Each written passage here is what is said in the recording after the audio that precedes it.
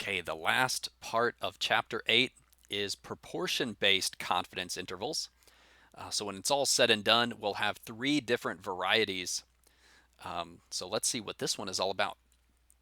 Often a confidence interval is expressed in proportions or percentages. For instance, during an election, a news organization may claim that one candidate has 62% of the popular vote within 3 percentage points. But how confident are they? Right? So we've heard statements like that. This person has 60, right? They come on there. It's 62% to 38%. And then maybe it says kind of, on the side of the screen that this is within 3 percentage points. Or sometimes you might see 62% plus or minus 3, something like that, when they show how the election is unfolding. But how confident are they? These figures are typically found using a 95% confidence interval. So the news organization is 95% confident that between 59% and 65% of all voters really do favor the candidate. And so you see, the truth is they don't know for certain that it is 62% of the vote, while the ballots are still being counted. But they're basing this on a confidence interval. So if they're confident within 3 percentage points, then we could subtract 3 or add 3.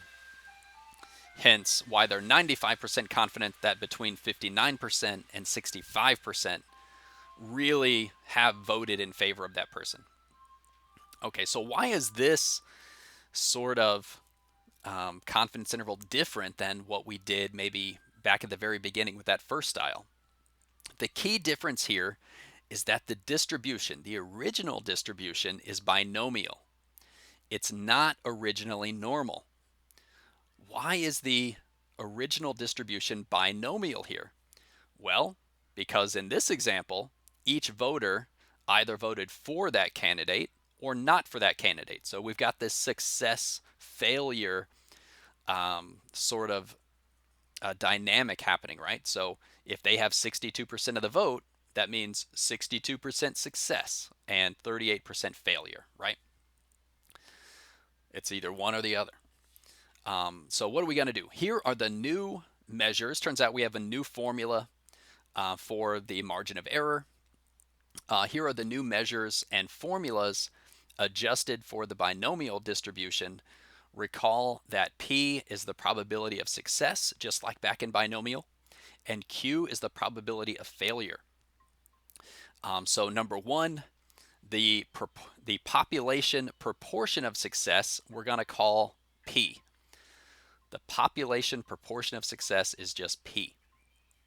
The sample proportion of success is P hat. So you see on the screen here that we've got this P, and then it's got this funny little symbol on top. We literally call that P hat. Okay, that is the sample proportion of success.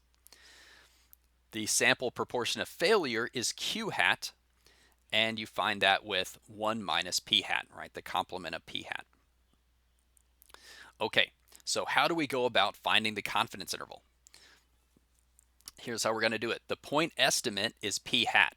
Okay, so before, the point estimate was X bar, right? The sample mean. Well, we don't have a sample mean anymore. We have a sample proportion of success. And so the point estimate is now P hat. And you can see that here in this formula too, P hat minus, P hat plus. We find the margin of error with Z sub alpha over 2 times the square root of P hat times Q hat over N. So you see that in the document, and you see that here on this video as well. So Z sub alpha over 2, that's the same thing as we had before. That's your Z score, the critical value for the upper bound, that positive Z score that we'll find. You notice what we're multiplying by is a little bit different. Instead of it being sigma over the square root of n, or what we learned in the t-distribution was s over the square root of n. Now we have the square root of p hat q hat all over n. It comes from this. You could think of it as still being over the square root of n, but now the numerator, instead of a sigma or an s, it's square root p hat q hat. And then it turns out if you have a square root on the top and the bottom, you can put just one big square root over the whole thing. And so that's what we do in the formula. I'm not going to explain why this numerator is what it is. It used to be sigma, then it was s, and now it's this. No explanation there. Just going to tell you this is the new formula to find the margin of error. Okay. The confidence interval is then, and this is what you see up here at the top, you take your p hat, your point estimate, and you subtract the margin of error, and then your p hat plus the margin of error.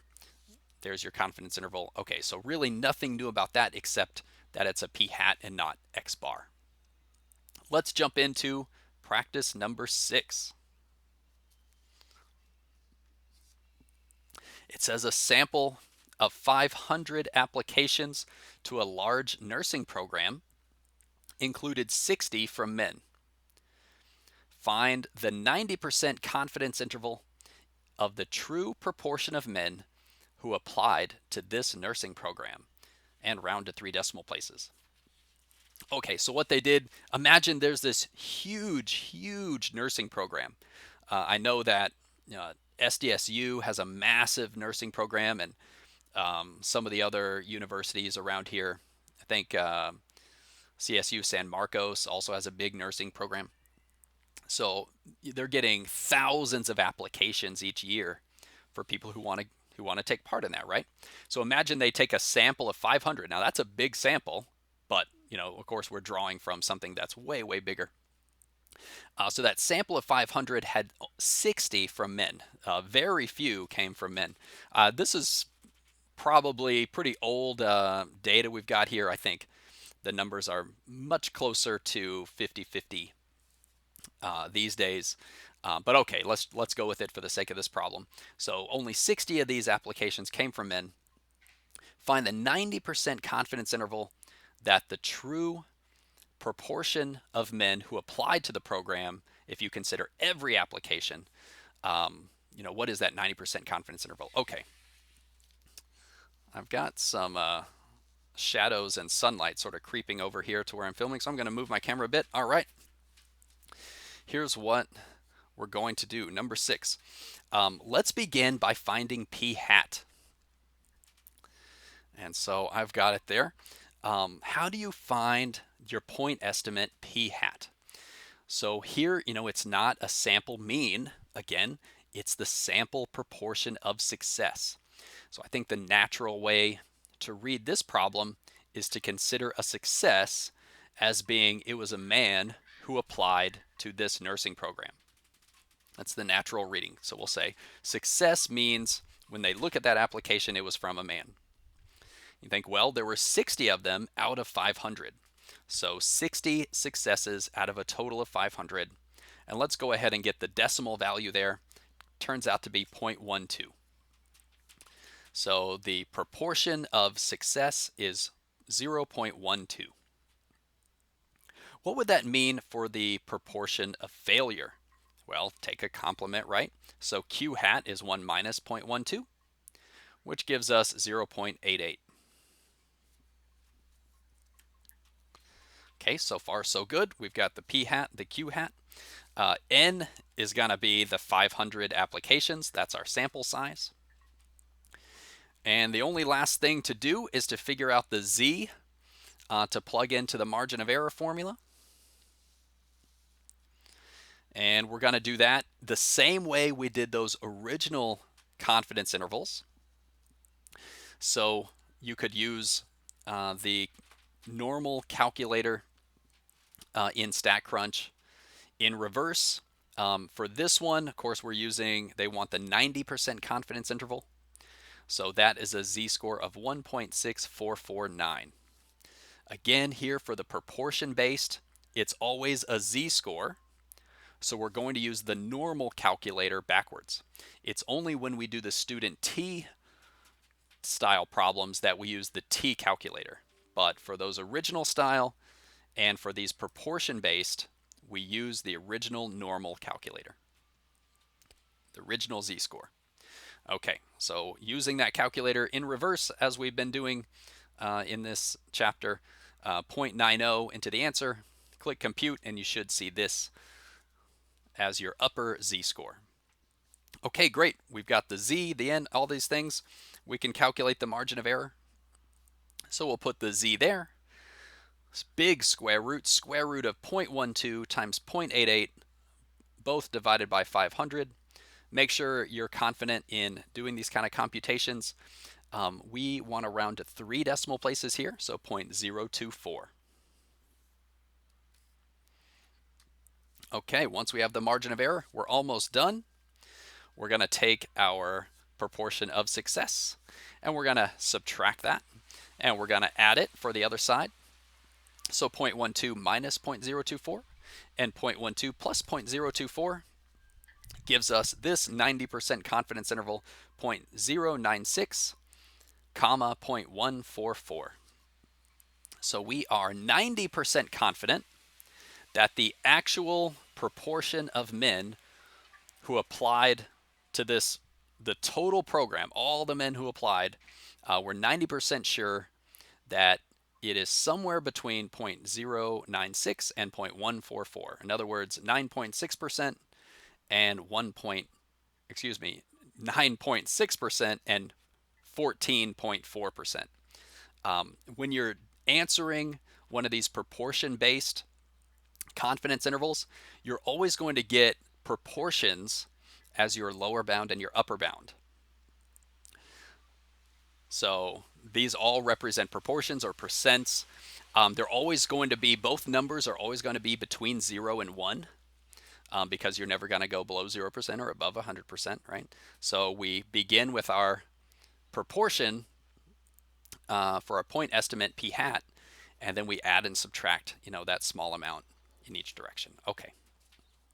And that is number 6. Let's take a look at the very last practice problem here in this chapter, number 7. We're going to mix things up a little bit. It says an advertisement for a product to help quit smoking claims that 70% of those who use the product had not smoked after 8 weeks of use. That is fantastic. Now they claim, right, 70% of those who have used our product haven't smoked after even 8 weeks. The study this was based upon used the 95% confidence interval, 0.596, comma 0.804. Okay, let's look at part A.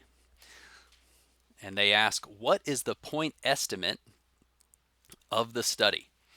So you say, all right, how can we figure out, like we're working backwards here. They're giving us different information, and we got to figure out the point estimate. Well, there's actually 2 ways to do it here. One way, and you might argue is the easier way, the point estimate is always going to be the number that they boast about, if you will. And so in this one, they're claiming 70%. They're saying 70% of the people use our product, blah, blah, blah. And the truth is, they know, like they're making a claim about, the larger population who might then buy their product.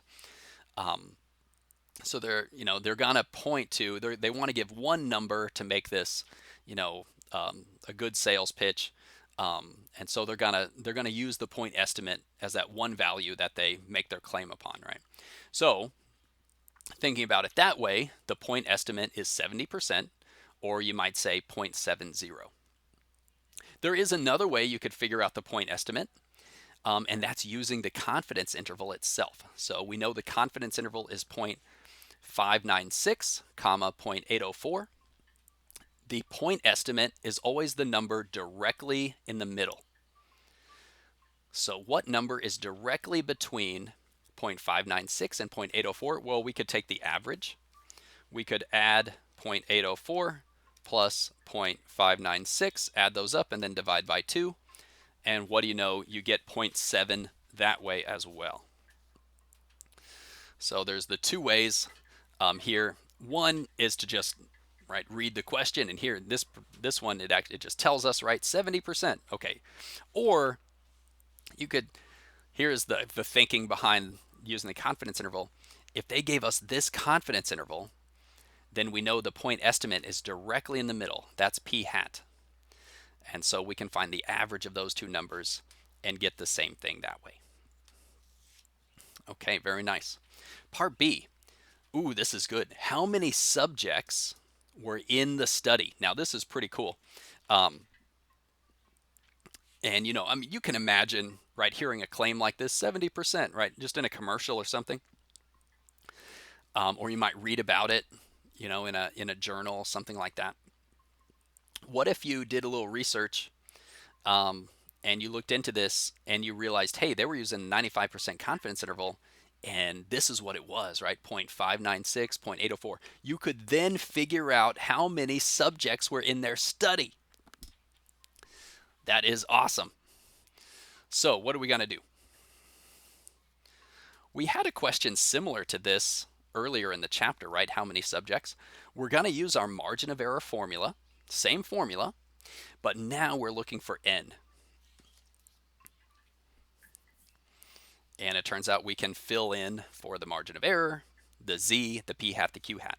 Well, of course, we know the p hat already, so we can then get the q hat right away. If p hat is 0.7, then q hat must be 0.3. Okay. How about, what do I have next? How about the z? Let's go with the z next. All right, well, if they're using a 95% confidence interval, remember proportion-based confidence intervals use the z-score. So for 95% confidence, you may recall that the z-score is 1.96. If you don't trust your memory, or if you just want to be absolutely sure, you can use your original normal calculator in StatCrunch backwards, with a 0.95. Get that upper z-score, 1.96. Well, all that's left is the margin of error. How are we going to get the margin of error?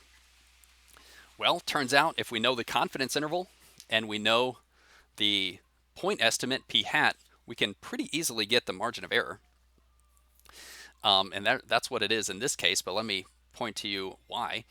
So that same drawing that I had up there a second ago, kind of think about that again.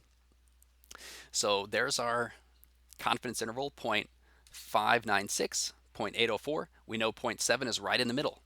Well, isn't the margin of error that distance in each direction? Yeah. Okay, well, let's just take the two bigger ones. What's 0.804 minus 0.7? And we'll find, oh, that's 0.104. So this distance, both directions, is 0.104. The distance from the sample proportion of success, or the point estimate, out to both of those boundaries, 0.104. Awesome. Let's plug each of those in, and we'll go about solving. So 0.104 equals 1.96 times big square root 0.7.3 all over n. Okay, I'm going to begin just by multiplying these two numbers. Oh, looks like I did more than one thing. All right, let's multiply 0.7 and 0.3. You'll get 0.21. At the same time, let's divide this 1.96 to the left. Now, you don't have to do it exactly the way that I am here, but I do find this to be the most straightforward way. Okay, once we have that, we want to cancel out this square root here, so we can square both sides. And those will cancel out. So we get 0.21 over n, and I'm just going to leave this as it is, 0.104 over 1.96, all of that squared. Okay, if I keep going, here's what we can do. I'm doing a couple steps at once here, so hopefully you can follow me. I'm multiplying the n over here. So if I multiply that n over, right, it would be there, and times n there would cancel out. At the same time, I'm dividing this whole thing underneath the 0.21. Okay, so n equals 0.21 over big parentheses 0.104 over 1.96 squared. And then grab your calculator, and hopefully you can get the same number that I've got here. When you do that big calculation there, 74.59. I just went ahead and rounded to two places because we know if we're looking for a number of subjects, we're going to just round it to the nearest whole number. How many people were in this study? And well, if we get 74.59, let's just go ahead and round that up to 75 subjects.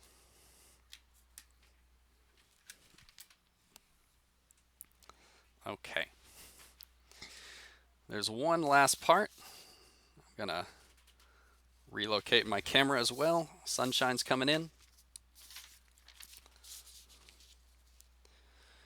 Now, based on what we've just found, part C is pretty interesting. Does this product seem like it really would help most smokers to quit? So after all that we've done, what might we say? Does it look like this product, is a good bet or is worth a shot for a smoker out there? So it'd be more interesting if we were all in class together and I could get people's thoughts. But I'll just tell you mine. I would say, you know what, from what we have, yes, this product seems to work for a lot of people. Not everybody, but for a lot of people it does. Okay, a couple reasons why. For one, they said outright, at the beginning, 70% of those who used the product hadn't smoked in 8 weeks. So with that claim, right, I mean, obviously they're saying that because it really looks like it works for a lot of people. We investigate further to just make sure they did their due diligence and that number is as trustworthy as they say. So when we then hear that this was based upon a 95% confidence interval of 0.596, 0.804, that alone is pretty convincing in itself. So I'm going to answer yes and give a couple reasons. So for one, I think the first thing I have written here is what we just found in part B, that they have a large sample size. What was that sample size that we found in part B, right? It was like 75, right? And if you remember, the general rule for a cutoff of what is a big sample size or an adequate sample size is 30. So if an adequate sample size is 30, as in 30 is like the minimum trustworthy sample size, do they have a sample size of at least 30? Yeah, 75. Actually, 75 is 2.5 times 30. So their sample size is plenty big. It's not even just right at the edge of 30, right? It's way beyond 30. But even 30, we would say we trust. So a big sample size tells us that their numbers are based on legitimate study, and they're not trying to pull the wool over our eyes here. And then the second one is kind of what I was sort of leaning towards back with that confidence interval a moment ago. If there's a 95% confidence that it's 0.596 to 0.804, what does that tell you? They're 95% confident that for the larger population out there who might buy this thing, that it's going to work for some proportion between those two values. So why do I have pointed out 0.596? Because that's the low end of their confidence interval. So what if, it turned out to be at the very worst case scenario for this company and this product? That the worst case scenario is that it ended up being way down there, and the actual population proportion of success using this is 0.596. But that's still over half of the population, right? So they're 95% confident that at minimum, it's going to work for 59.6% of the population. So, yeah, I'd say we can have a lot of confidence that this product is going to work for a lot of people. Even in the worst case scenario, that's almost 60% of people who use it, it's going to work for. And so hopefully that makes sense. And you could say, well, in the best case scenario is that it works for 80% or, over 80% of the population. Although I would say, really to just the nature of this question, does it seem like it would help people? We should look at the worst case scenario, and at worst, it's just barely below 60%. And so, yeah, I mean, even worst case scenario, it's helping a lot of more people than it's not doing anything for. Okay, that's all we've got to say about confidence intervals. Check out the homework.